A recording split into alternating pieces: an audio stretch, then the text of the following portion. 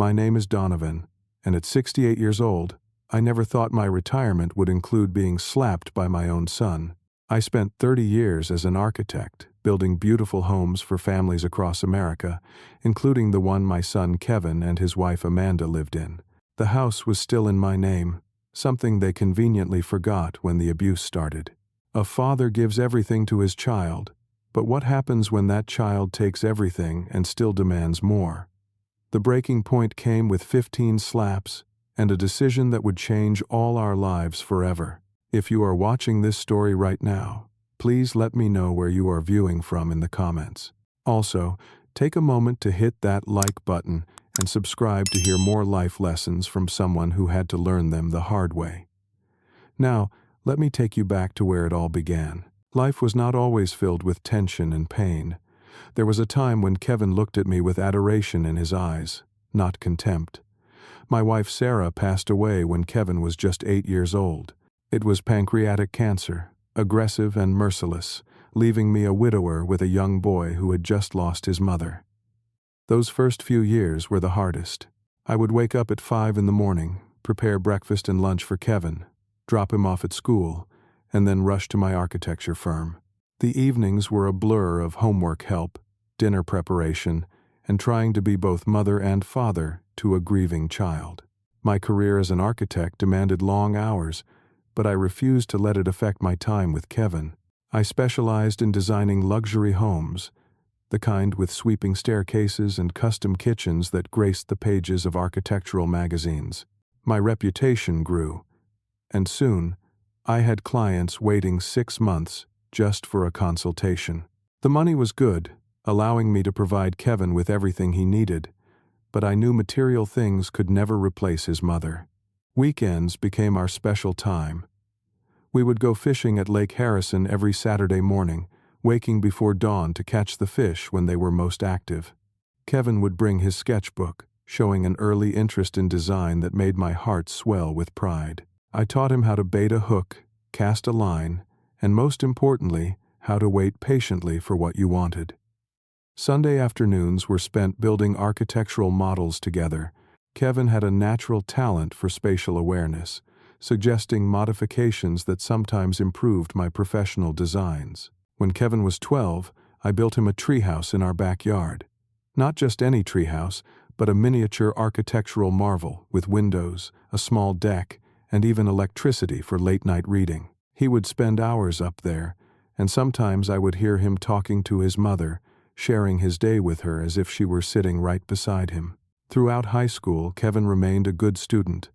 Not exceptional, but solid B's with occasional, as in subjects that captured his interest. He played baseball, made friends easily, and seemed to be adjusting well despite growing up without a mother. I dated occasionally, but never seriously. My focus was Kevin and ensuring he had the stability and love he needed to thrive. When college acceptance letters arrived, I felt both pride and apprehension. Kevin had been accepted to State University with a partial scholarship. I had saved enough to cover the remaining tuition and expenses, but it meant he would be living away from home for the first time. The day I drove him to campus, I helped carry boxes to his dormitory, arranged his desk the way he liked it, and then stood awkwardly at the door, not knowing how to say goodbye. Kevin surprised me with a tight hug. I remember his words clearly. "Dad, everything I am is because of you. I promise it'll make you proud." Those college years transformed Kevin. He majored in business, developed a more sophisticated sense of style, and, in his junior year, met Amanda. She was studying marketing, came from a wealthy family in Boston, and had a confidence that bordered on arrogance. The first time Kevin brought her home for Thanksgiving, I noticed how she inspected our house with barely concealed disappointment. Our home was comfortable but modest, nothing like the mansion she had grown up in.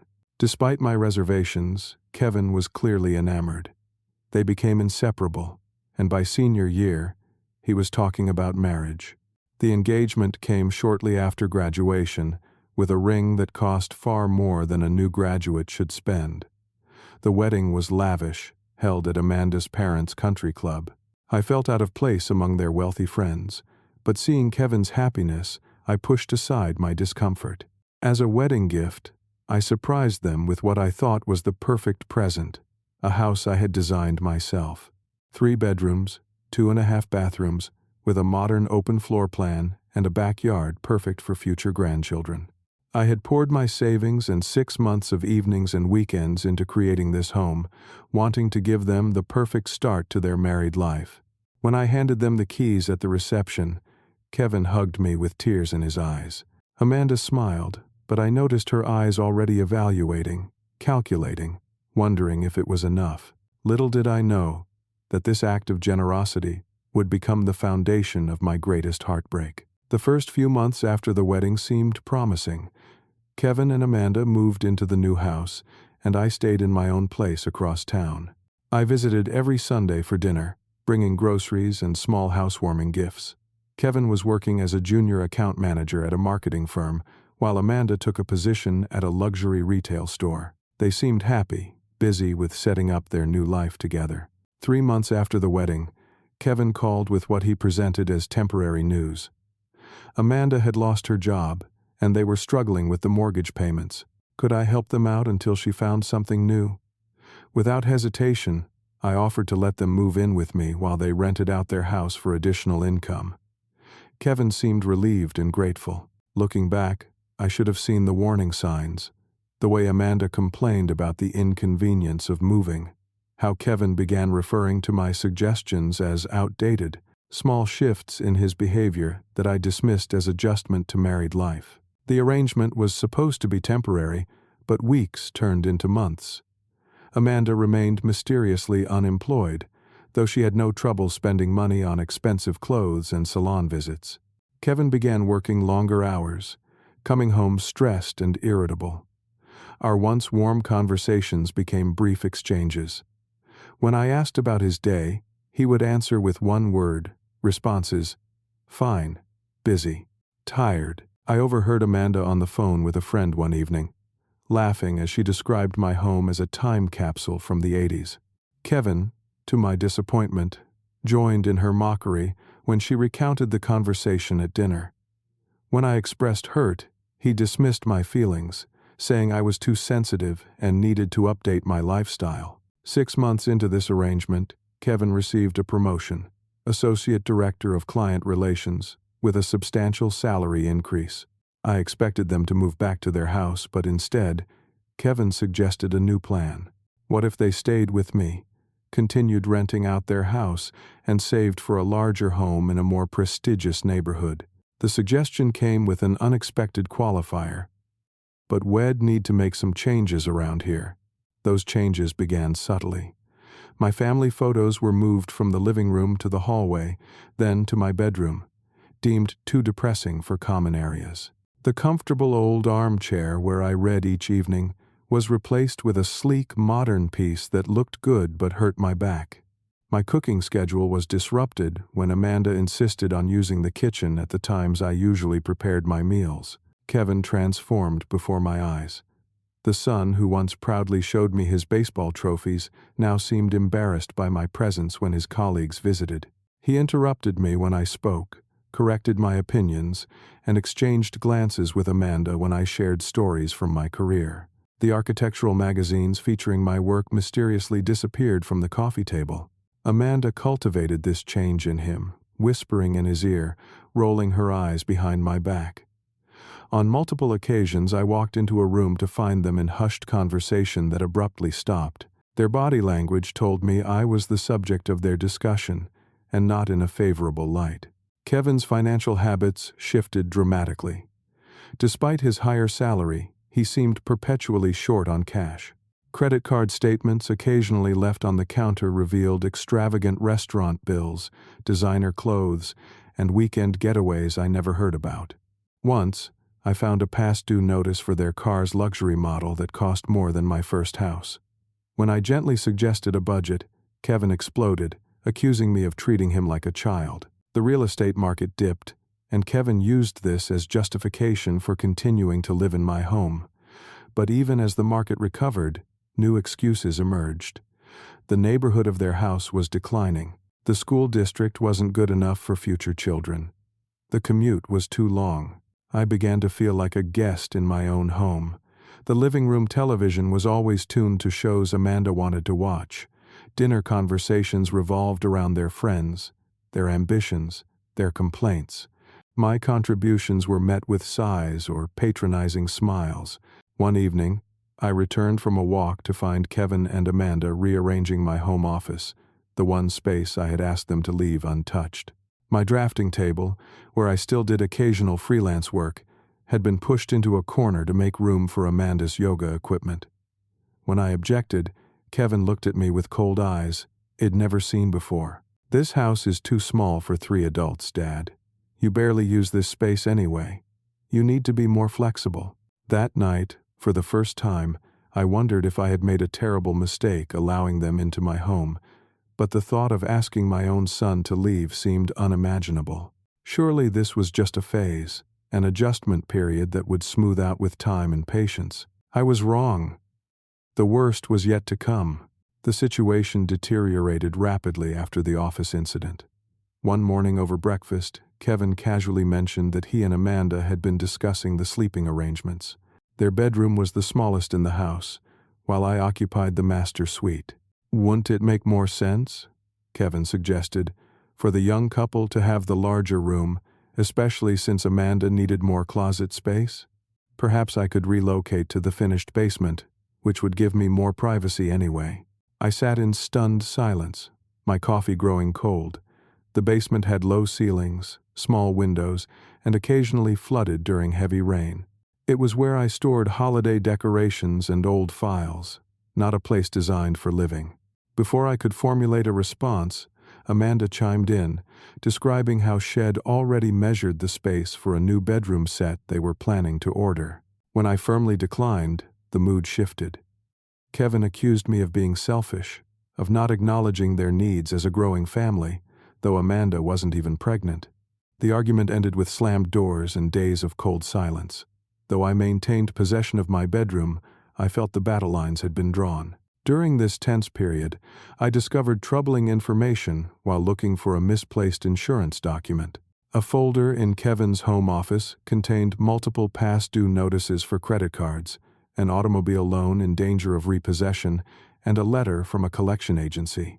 Despite their appearances of affluence, they were drowning in debt. Designer clothes, expensive restaurants, weekend trips to Vegas had all been purchased on credit they couldn't afford. More disturbing was a handwritten note in Kevin's writing, listing assets and their values.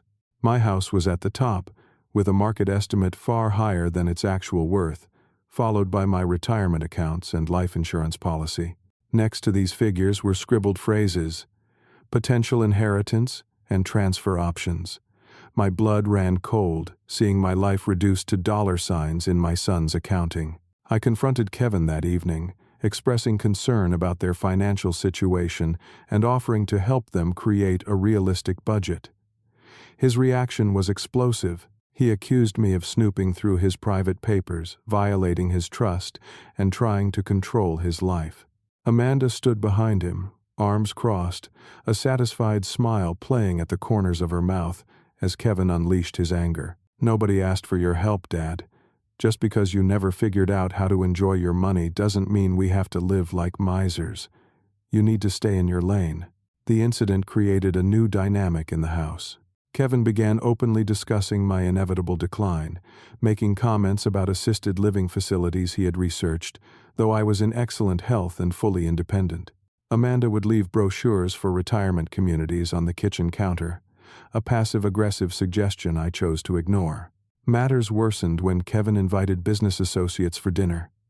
I was introduced dismissively as the old man or his elderly father who still lives with us, as if I were the interloper in my own home.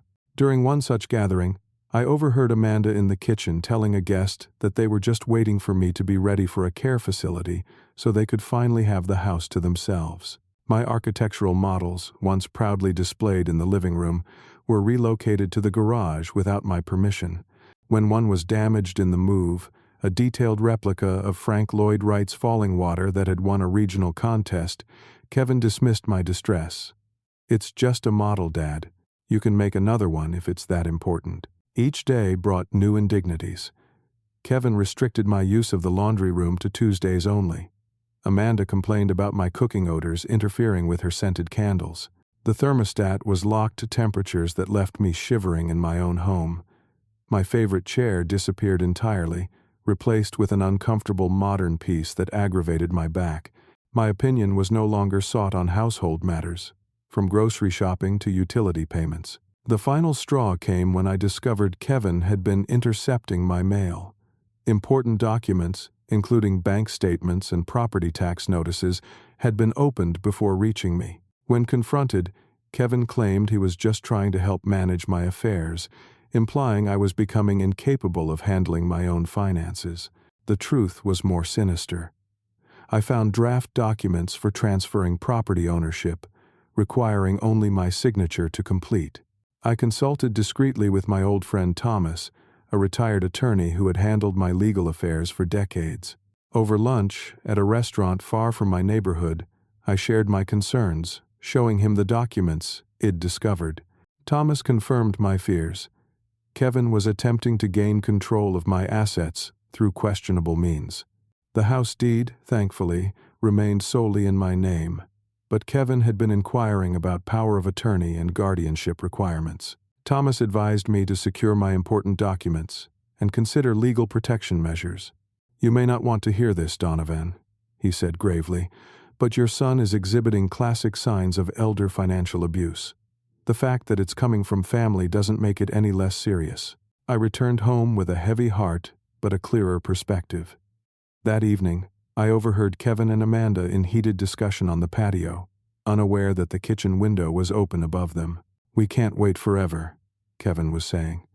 "At this rate, hell lived to be 100, and that house will be worth twice as much by then." Amanda's voice was cold and calculating. "The power of attorney is our best option. Once we have that, we can handle his finances our way. Thomas keeps blocking us, but there are other attorneys. He still seems pretty sharp, though. No doctor is going to declare him incompetent. We don't need incompetent, just diminished capacity. A few forgotten appointments, some confusion about dates. We can build a case. Everyone knows old people get senile eventually." Their laughter cut through me like a knife. In that moment, I realized my son was not just disrespectful or temporarily misguided. He had become someone I no longer recognized, someone willing to betray his own father for financial gain. That night, I locked my bedroom door for the first time in my life, feeling like a stranger in the home I had built with my own hands. The day that changed everything began ordinarily enough.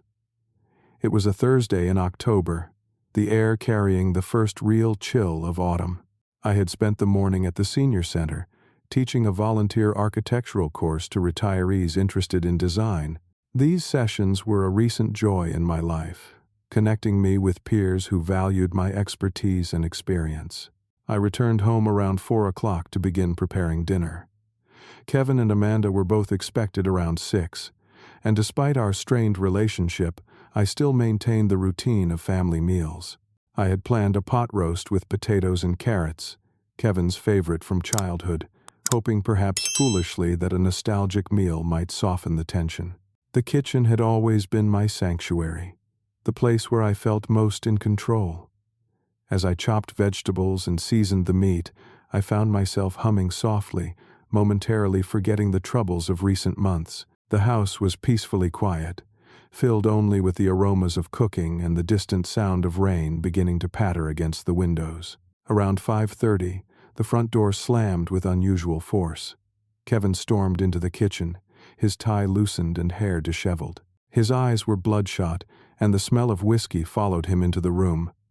Before I could greet him, he threw his briefcase onto the counter, knocking over a glass of water that had been sitting there. "Bad day at work?" I asked cautiously, already moving to clean up the spill. Kevin didn't answer immediately, just poured himself another drink from the liquor cabinet. 3 fingers of bourbon, no ice.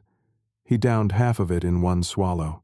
"Lost the Westridge account," he finally said, his words slightly slurred. 3 months of work, gone because some kid fresh out of business school undercut our proposal. "I'm sorry to hear that," I said sincerely. "I know how hard you worked on that presentation." Kevin laughed bitterly. What would you know about it? When was the last time you had to compete for anything? You had it easy, retiring before digital disrupted everything. I bit back a retort about the decades of 70-hour weeks it put in to build my career. Instead, I continued preparing dinner, hoping his mood would improve once Amanda arrived and we sat down to eat. It was not to be. The water it'd been wiping up had seeped under some papers Kevin had left on the counter the night before, preliminary sketches for a marketing campaign. The ink had smeared, rendering some of the text illegible. "What the hell, Dad?" Kevin shouted, snatching up the damp papers. "These were due tomorrow. I spent hours on these." "I apologize," I said, genuinely remorseful. "It was an accident. Maybe I can help you recreate them after dinner?" His face contorted with rage. "Help me? You can't even keep your own house in order. What makes you think you could possibly help with my work?" Amanda chose that moment to arrive, bustling in with shopping bags from expensive boutiques. Sensing the tension, she quickly assessed the situation, her eyes moving from Kevin's angry stance to my apologetic one. "What happened?" she asked. But her tone made it clear she had already taken Kevin's side, whatever the dispute. Kevin held up the damaged papers. "Dad ruined my presentation for tomorrow, probably on purpose, since he can't stand that I'm more successful than he ever was." I was stunned by the accusation. "Kevin, that's not true. It was an accident. I would never deliberately." "Shut up!" Kevin shouted, slamming his glass down so hard I feared it might shatter. "Just shut up for once in your life. Always with the excuses, always playing the victim." Amanda moved beside him, her hand on his arm not to restrain, but to support. "He works so hard, Donavan, and you just don't seem to respect that. Maybe if you'd been more successful, you'd understand the pressure he's under." Her words stung, as they were meant to. My career had been more than respectable. It designed homes that had been featured in architectural magazines, won regional awards, provided well for my family. But in their revisionist history, I had somehow become a failure, a cautionary tale. I tried to diffuse the situation. "Let's all calm down and have dinner. I've made your favorite pot roast, Kevin. Things will seem better after we've eaten." It was the wrong thing to say. Kevin knocked the plate it'd been arranging to the floor, sending ceramic shards and food scattering across the kitchen tiles. "I don't want your damn pot roast. I'm not 8 years old anymore. When are you going to get that through your head?" He advanced toward me, invading my personal space. I could smell the bourbon on his breath, see the vein pulsing in his forehead. In that moment, I didn't recognize my son. This angry, volatile man bore no resemblance to the boy who had once looked at me with love and admiration. The first slap caught me entirely by surprise. An open hand across my left cheek, the crack of it echoing in the sudden silence of the kitchen. My head snapped to the side, more from shock than force. "Kevin," I began, raising a hand in peaceful gesture. But the second slap cut me off. Harder this time, deliberate. "Stop talking," he shouted, delivering a third slap. "You think you're so wise, don't you?" Another slap. "Always knowing what's best for everyone." Slap. "Judging me and my choices." Slap. I stumbled backward until I hit the refrigerator, nowhere left to retreat. Kevin followed, unleashing a torrent of grievances with each blow. Slaps 7 through 10 were punctuated with accusations about my parenting, my interference in his marriage, my supposed jealousy of his success. "You were never there when it mattered." Slap. "Always working, always busy with your precious buildings." Slap. "Mom would be ashamed of you." Slap. The mention of Sarah, my late wife, Kevin's mother, was like a knife to my heart. She had been gone for 25 years, but I had done everything in my power to keep her memory alive for Kevin, to be both parents to him when she could not be there. Slaps 13 through 15 came rapid fire, a final explosion of rage. With the last one, Kevin grabbed my shirt collar, pulling me forward until we were nose to nose. "You're nothing without me, old man," he spat, his face contorted with contempt. "Nothing. This house, your retirement, your whole pathetic existence depends on my goodwill. Don't you ever forget that." Throughout this assault, Amanda had stood watching, arms crossed, a small smile playing at her lips. When Kevin finally released me, Stepping back with heavy breathing, she slow clapped. "About time someone put him in his place," she said. "Maybe now hell understand who's really in charge here." I stood frozen, my cheek burning, a trickle of blood at the corner of my mouth where my lip had split against my teeth. 68 years of life had not prepared me for this moment, for the realization that my own child could strike me in anger, that his wife could applaud such violence. Kevin straightened his shirt, suddenly calm, as if the explosion had purged something from him. He pointed a finger at my face. "Clean up this mess," he ordered, gesturing at the broken plate and scattered food. "And don't bother us for the rest of the night. In fact, it's probably best if you stay in your room when we're home from now on. This is our house now, and you're just a guest who can be asked to leave at any time. Understand?" I said nothing, could say nothing. The physical pain was nothing compared to the shattering of my heart. Kevin took my silence for acquiescence and left the kitchen, Amanda following with a triumphant backwards glance. Alone, I sank to the floor amidst the ruins of the dinner I'd prepared with such hope. My hands trembled as I picked up broken ceramic pieces, the task giving me something to focus on besides the betrayal still ringing in my ears. Later, in the solitude of my bedroom, I examined my face in the mirror. A bruise was forming along my cheekbone, my lip swollen on one side. The physical marks would heal, but as I looked into my own eyes, I knew something had broken inside me that could never be repaired in the same way. That night I made no plans, took no action. I simply sat in the darkness, listening to Kevin and Amanda laughing in the living room, the television blaring, music playing, all signs of a couple unburdened by what had transpired. They had crossed a line, and in doing so, had released me from obligations I had carried my entire adult life. Tomorrow would be different. Tomorrow, everything would change. I woke before dawn, my cheek throbbing with a dull pain that served as a physical reminder of yesterday's revelation. Sleep had been elusive, but the hours of darkness had provided clarity. As I watched the first gray light of morning filter through the blinds, I knew exactly what needed to be done. Kevin's bedroom door was closed when I passed it in the hallway. From behind it came the sound of his steady snoring, undisturbed by conscience or consequence.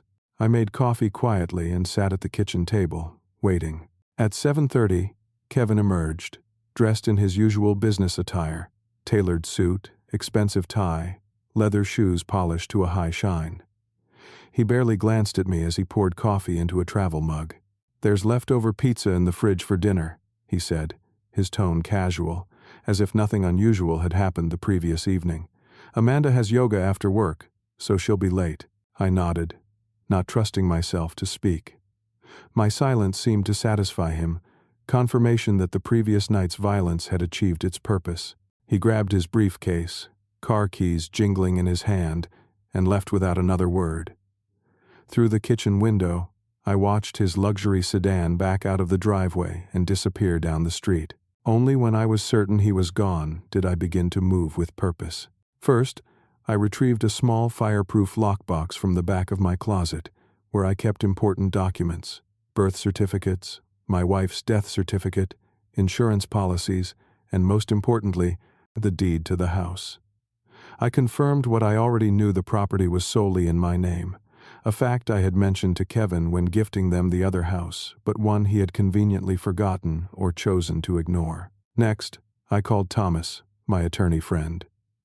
Despite the early hour, he answered on the second ring. "Donavan, everything okay?" The concern in his voice told me my unusual timing had alarmed him. We arranged to meet at his office in an hour. Then I made a second call to Martin, a realtor I had worked with on several architectural projects over the years. His expertise was in quick sales, often helping clients who needed to relocate for employment on short notice. After showering and dressing carefully in a suit I hadn't worn in months, I examined my face in the bathroom mirror. The bruising was more pronounced now, a mottled purple across my cheekbone. My split lip had scabbed over. I made no attempt to hide these injuries. In fact, they would serve as silent testimony to what had driven my decisions. Thomas was waiting when I arrived at his office, a cup of coffee already poured for me. His eyes widened at the sight of my face, but he asked no immediate questions. Instead, he gestured for me to sit and waited for me to speak first. "I need to sell my house," I said without preamble. "Today, if possible. And I need to ensure Kevin and Amanda have no legal recourse to challenge the sale." Thomas removed his glasses, polishing them slowly as he considered my words. "That's a tall order, Donavan. Real estate transactions typically take weeks, sometimes months. I know. But I also know it can be done faster in certain circumstances. I'm willing to accept below market value if necessary. May I ask what's prompted this sudden decision?" His eyes flickered to my bruised face, the question partly answered by what he could see. I told him everything: the gradual escalation, the financial manipulation attempts, and finally, the physical assault. As the story unfolded, Thomas's expression shifted from concerned to grim. 15 times, I concluded. He slapped me 15 times while his wife watched and laughed. In my own kitchen, in the home I built with my own hands. Thomas was silent for a long moment after I finished. Then he reached for his phone. "I have a colleague who specializes in elder abuse cases. With your permission, I'd like to bring her in on this conversation." The next 2 hours were a flurry of legal consultations and documentation. Thomas's colleague, Patricia, photographed my injuries and took a detailed statement. They discussed potential criminal charges, restraining orders, and other legal protections. I listened but remained focused on my primary goal: removing Kevin and Amanda from my home permanently. By noon, we had a plan. Thomas would expedite the sale paperwork while I met with Martin to find an immediate buyer. Patricia would prepare documentation for a potential elder abuse case, though I remained uncertain whether I would pursue legal action against my own son. Martin met me at a coffee shop near Thomas's office. After hearing my situation, a simplified version focusing on the urgent need rather than the painful details, he pulled out his tablet. "As it happens, I have clients who might be perfect for this. The Johnson family. They sold their home last month and have been staying with relatives while house hunting. Their criteria match your property almost exactly, and they're pre-approved for financing." He showed me their profile. William and Eleanor Johnson, both in their 30s, with twin 6-year-old daughters. William was an emergency room doctor, Eleanor a school librarian. They looked kind and stable in their family photo, the sort of people who would fill a home with warmth and laughter. "Can we arrange a showing today?" I asked. Martin looked surprised but nodded. "I'll contact them immediately. If they're interested after seeing it, we can work with Thomas to expedite the closing. But Donavan, I have to ask, what about your current living situation? Where will you go?" It was a question I had considered throughout the sleepless night. "I found a small apartment for rent near West Side Park. It's nothing fancy, but it's close to the senior center where I volunteer, and there's a coffee shop on the corner where I can have my morning paper." Martin seemed skeptical but didn't press further. He made the call to the Johnsons, who to my relief were not only available that afternoon but extremely interested in a property in my neighborhood. While Martin arranged the showing, I returned home to gather essential belongings. I moved quietly through the house, selecting items of true importance.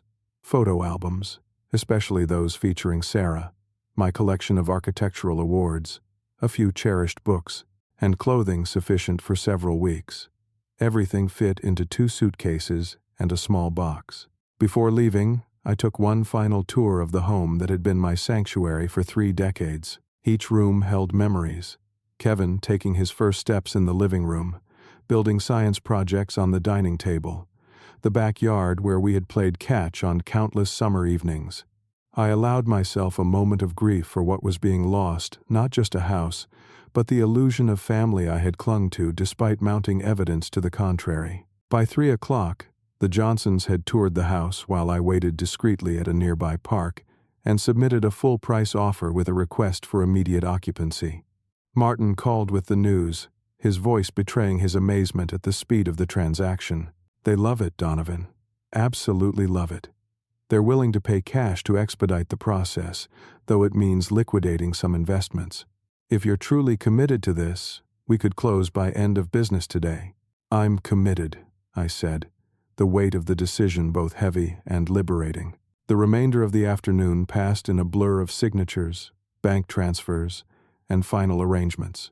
Thomas worked his legal magic, exploiting his connections at the county clerk's office to process the deed transfer in hours rather than days. By 5 o'clock, I was sitting in his office, a cashier's check for the sale amount minus fees in my hand, and the keys to my new apartment in my pocket. "It's done," Thomas said, handing me the final paperwork. "The house officially belongs to the Johnson family as of 4:45 this afternoon. They're moving in essential items now, and will be fully moved in by 8 tonight." I stared at the documents, the reality of what I'd done finally hitting me with full force. "Kevin will be home around 6, I said quietly. Thomas placed a hand on my shoulder. "Are you sure you don't want a restraining order?" Given what happened, no judge would deny it. I shook my head. "No. This isn't about punishment or revenge. It's about boundaries and consequences. For the first time in his adult life, Kevin will face the natural results of his actions without me cushioning the blow." "What will you do now?" I managed a small smile. "I'm going to sit at the coffee shop across from the house and wait. I need to see his face. I need him to see mine. After that, we'll see." Thomas looked concerned but didn't argue. Instead, he offered to drive me to the coffee shop and wait with me. I accepted gratefully, not certain I trusted my shaking hands to drive safely. We took a table by the window at Bean there, the coffee shop that offered a perfect view of my former home. Already, the Johnson family's moving van was parked in the driveway, friendly movers carrying furniture and boxes inside. Eleanor Johnson supervised from the front porch, her twin daughters excitedly running in and out of what was now their home. As the afternoon light began to fade, Thomas and I sipped coffee in companionable silence. My few possessions were already in the trunk of his car, ready to be transported to my new apartment afterward. I felt strangely calm, like a sailor who has weathered a terrible storm and finally glimpses land on the horizon. At 5:58, right on schedule, Kevin's car turned onto the street. I sat up straighter, my heart pounding. Thomas placed a steadying hand on my arm. "Whatever happens next," he said quietly, "remember that you did nothing wrong. This was your only reasonable choice." I nodded, unable to speak, and watched as my son parked in front of the house he no longer had any right to enter. The stage was set for a confrontation that would forever change the course of our family's story. Kevin approached the house with his usual confident stride, briefcase in hand, completely oblivious to the transformation that had occurred in his absence. The first sign that something was amiss came when he noticed the unfamiliar moving van in the driveway. He paused mid-step, head tilting in confusion. Then his pace quickened, concern replacing his usual self-assured expression. From my vantage point across the street, I watched as Kevin reached the front walkway, only to find William Johnson carrying a large box inside. They exchanged words I couldn't hear, Kevin gesturing animatedly while William maintained a calm, somewhat confused demeanor. Eleanor appeared in the doorway, the twins peeking around her legs with curious expressions. Kevin's body language shifted from confused to agitated. He attempted to move past William toward the front door, but the taller man stepped sideways, blocking access. More heated words were exchanged. Kevin pulled out his phone, presumably calling Amanda, while simultaneously trying to argue his way into the house. "Should we go over there?" Thomas asked quietly beside me. I shook my head. "Not yet. Let it sink in first." Within minutes, Amanda's sports car screeched to a halt behind Kevin's. She erupted from the vehicle in a fury, designer purse swinging wildly as she stomped up the walkway.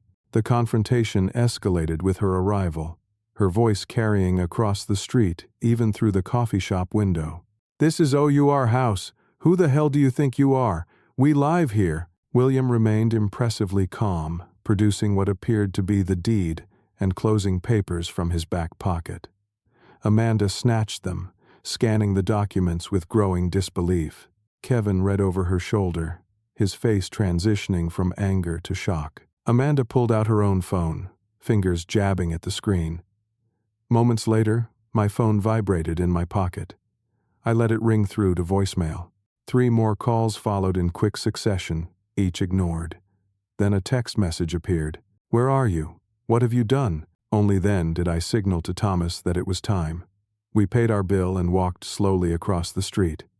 Kevin spotted me halfway across and stormed toward us, Amanda close behind. "Dad, what the hell is going on?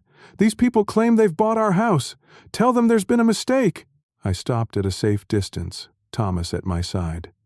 "There's no mistake, Kevin. I sold the house today. The Johnsons are the new legal owners." His face contorted with disbelief. "You can't do that. We live there. All our stuff is in there." "The house was in my name alone," I said evenly. "I had every legal right to sell it. As for your belongings, I've arranged for them to be placed in storage. The Johnsons have kindly agreed to allow access tomorrow between 9 and noon for you to collect anything you need immediately." Amanda pushed forward, her manicured finger jabbing toward my face. "You spiteful old man. You can't just throw us out on the street. We'll sue you for everything you've got." Thomas stepped slightly in front of me, his voice professionally detached. "Miss Wheeler, I'm Thomas Branford, Mr. Hayes's attorney. I can assure you the sale was completely legal. Furthermore, I should inform you that we have documented evidence of elder abuse, including physical assault, which would be relevant in any legal proceedings you might consider initiating." Kevin's anger seemed to deflate slightly at the mention of documented evidence. His eyes fixed on the bruises still visible on my face, recognition dawning that his actions had consequences beyond what he had anticipated. "Where are we supposed to go?" he demanded, but the question lacked his earlier conviction. "That's not my concern," I replied, surprised at the steadiness of my own voice. "You're both employed adults with healthy incomes. I'm sure you'll figure something out, just as you figured out how to treat me in my own home." Amanda wasn't ready to concede. "This is illegal. You can't evict someone without notice. We have tenant rights." Thomas shook his head. "You were not tenants, Miss Wheeler. You paid no rent, signed no lease. You were guests in Mr. Hayes's home, guests who overstayed their welcome and abused their host. The law is quite clear on this matter." By now, neighbors had begun to emerge from surrounding houses, drawn by the commotion. Kevin noticed the audience and lowered his voice, suddenly conscious of appearances. "Dad, let's talk about this privately. I'm sure we can work something out." "There's nothing to work out, Kevin. The house is sold. The decision is final." "Because of last night?" "I was stressed about work, had a few drinks. You know I didn't mean it." The casual dismissal of his violence rekindled my resolve. 15 times, Kevin. You slapped me 15 times and told me I was nothing. Your wife laughed while you did it. That wasn't stress or alcohol, that was who you've chosen to become." Kevin's expression shifted, a hint of genuine remorse breaking through his anger. "Dad, save it," I interrupted. "I don't want apologies born from desperation. If you're ever truly sorry, you'll show it through actions, not words forced by circumstances." Amanda tugged at Kevin's arm, whispering urgently in his ear. Whatever strategy they were formulating was interrupted by William Johnson approaching our group. "Excuse me," he said politely but firmly. "My family is trying to move in, and this confrontation is upsetting my daughters. If you have legal concerns, please address them through proper channels. But I must ask you to leave our property now." The word "our" seemed to hit Kevin like a physical blow. The reality was finally sinking in. The house was no longer his refuge, no longer his to control. "Where will you go?" he asked. And for the first time since he was a child, I heard genuine vulnerability in his voice. "I've found an apartment," I answered simply. "Can we stay with you until we figure things out?" The question held a note of entitlement even now. I shook my head. "No, Kevin. That chapter is closed. But I'm not completely heartless." I reached into my pocket and withdrew an envelope containing a cashier's check. "This should cover first and last month's rent on a decent apartment, plus moving expenses. Consider it the last financial assistance you'll receive from me." Kevin took the envelope wordlessly, defeat evident in the slump of his shoulders. Amanda wasn't finished. "This isn't over, old man. When Kevin's father dies, you'll be sorry you messed with us." Kevin looked at her in horror. Amanda, stop. Her words hung in the air, nakedly revealing the calculation behind their treatment of me. No one spoke for several long moments. Even the neighbors seemed shocked by her candor. I think we're done here, Thomas said finally, placing a hand on my shoulder. Kevin, Amanda, I suggest you find a hotel for tonight and collect your belongings tomorrow as arranged. Any further communication should go through my office. Kevin nodded dumbly, but Amanda stormed back to her car, slamming the door with enough force to make bystanders wince. Kevin lingered a moment longer, looking back at the house where he'd expected to live rent-free until inheriting it. I really messed up, didn't I? He said, more statement than question.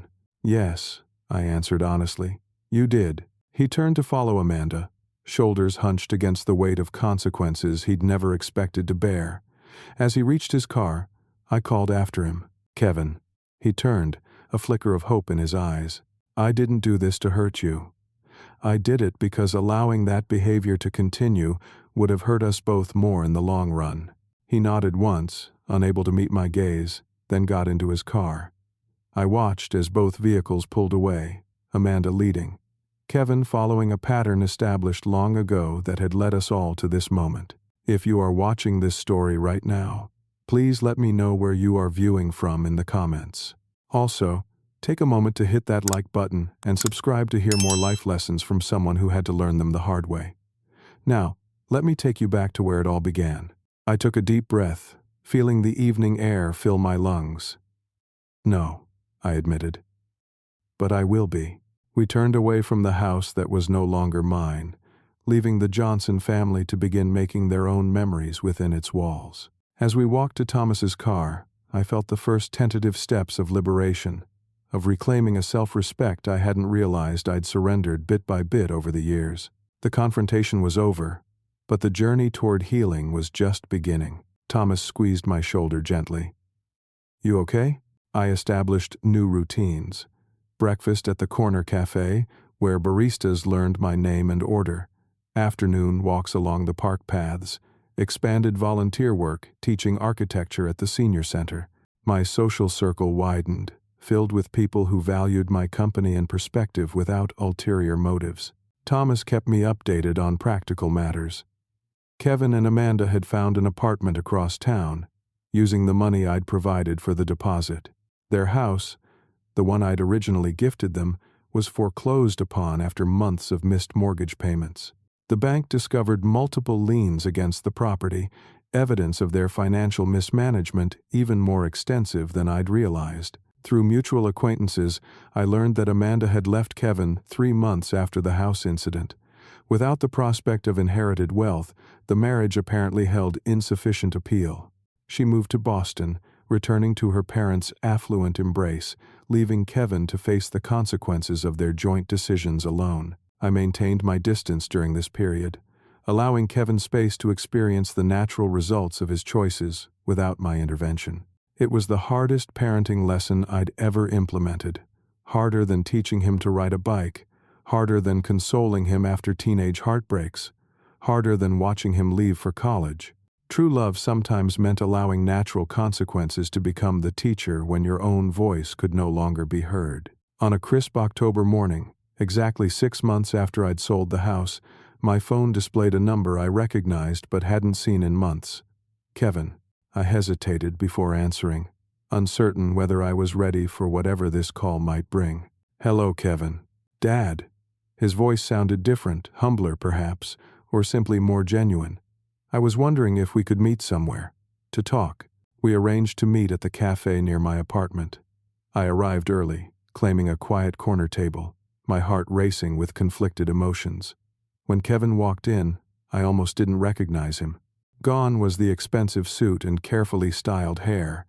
Instead, he wore jeans and a simple button-down shirt, his hair shorter, his posture less artificially confident. He sat across from me, hands wrapped around a coffee mug as if seeking warmth.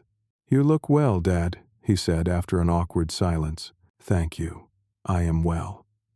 I studied his face, noting new lines around his eyes, a maturity that hadn't been there before. And you? I'm getting there. He took a deep breath. I've been working construction for the past 4 months. Manual labor. Never thought I'd be doing that with my business degree, but turns out I'm pretty good at it. I nodded, allowing him to continue without comment. Amanda left. You probably heard. Said she didn't sign up for downsizing. A bitter smile crossed his face.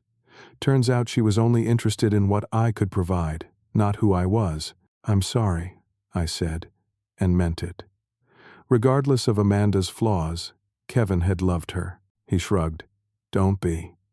It was a wake-up call I needed. Made me look at how I'd been treating people, what I'd been valuing. His eyes met mine directly. Especially how I treated you. I remained silent, giving him space to say what he'd come to say. I've been in therapy. Anger management. Turns out I have some issues to work through. He gave a self-deprecating laugh. Obvious, right?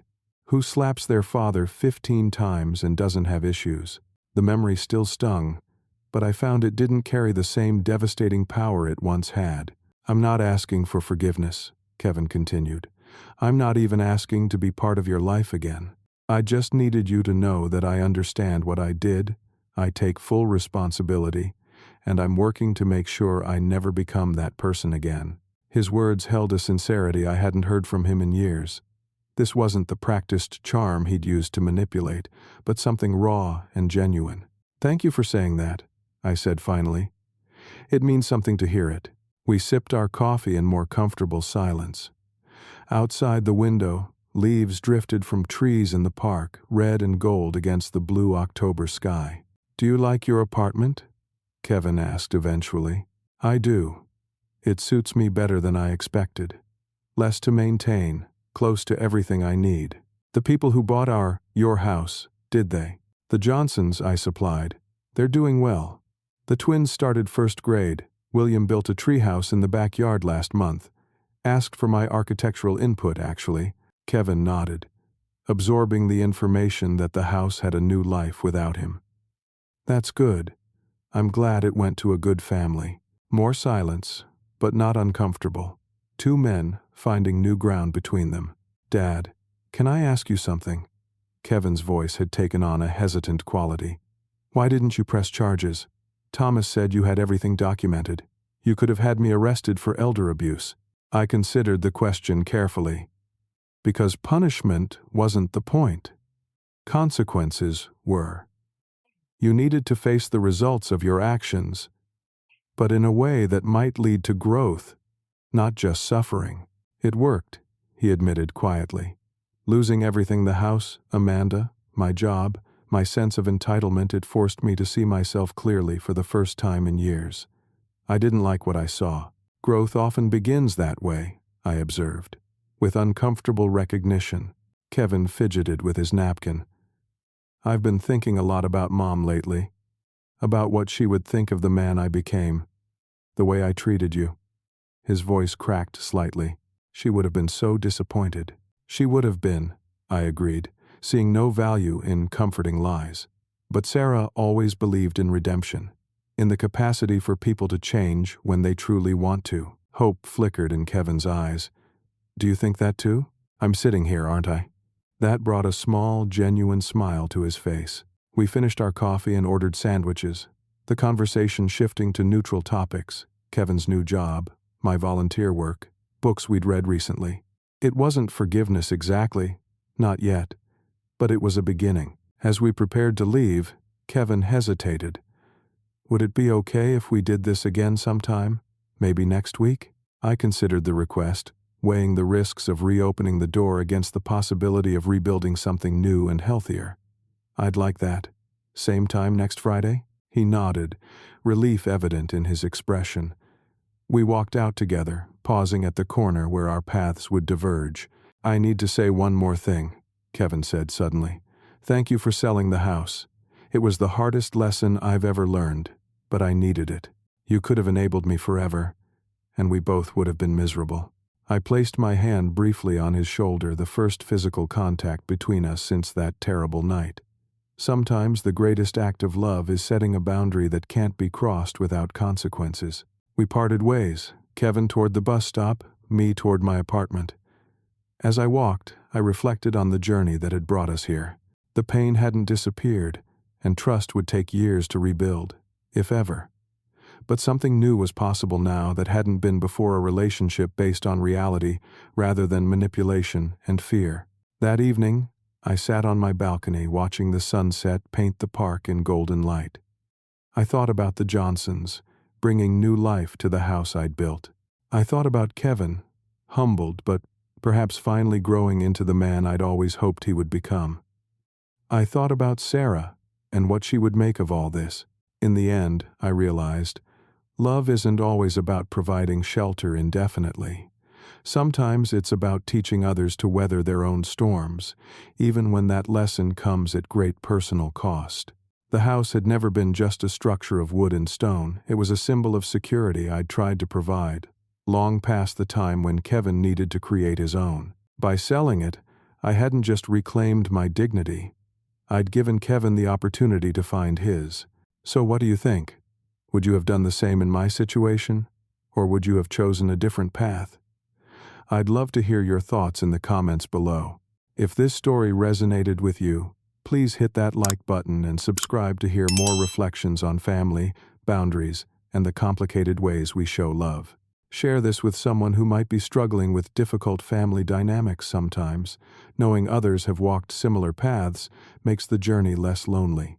Thank you for listening to an old man's story. And remember, true love sometimes means having the courage to say no, even to those we care about most. Until next time, take care of yourselves and each other.